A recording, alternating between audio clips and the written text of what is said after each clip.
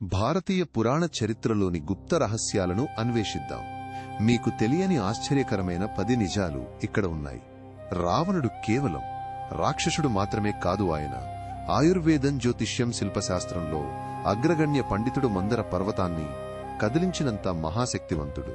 అర్జునుడి నాగకన్య భార్య ఉలూపి అశ్వమేధ యాగం సమయంలో ఒక శాపంతో ప్రాణాలు కోల్పోయిన అర్జునుడిని తన మాయాశక్తులతో బ్రతికించిందని తక్కువ మందికి తెలుసు. దేవతల రాజైన ఇంద్రుడు వృత్రాసురుణ్ణి వధించిన తర్వాత బ్రహ్మహత్యా పాతకంతో బాధపడి 1000 సంవత్సరాలు అజ్ఞాతంలో గడిపాడు.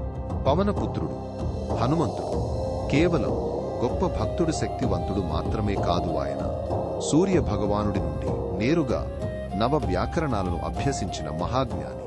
బలరాముడు శ్రీకృష్ణుడిని అవమానించిన హస్తినాపురం ప్రజలపై కోపంతో తన నాగలితో ఆ నగరాన్నే గంగానది వైపు లాగాడు. ఇది ఒక చిన్న చీమ మహాపర్వతాన్ని మోసికెళ్లినంత అసాధారణమైన కార్యం. స్కంద పురాణం వంటి కొన్ని గ్రంథాలలో సీత జనకుడికి యజ్ఞభూమిలో ఒక పెట్టెలో దొరికినట్లు ఉంది. ఇది ఆమె భూమి నుండి పుట్టలేదని సూచిస్తుంది.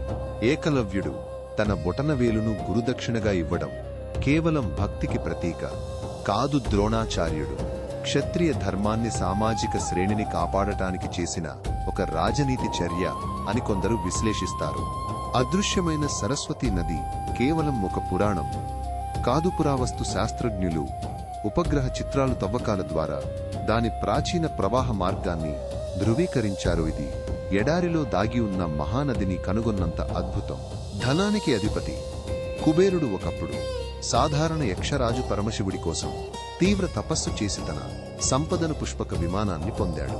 మహాభారత యుద్ధానికి ముందు శ్రీకృష్ణుడు స్వయంగా దుర్గదేవిని ఆరాధించి పాండవుల విజయానికై ఆమె ఆశీస్సులు కోరాడు. ఈ అరుదైన సంఘటన తరచుగా విస్మరించబడుతుంది.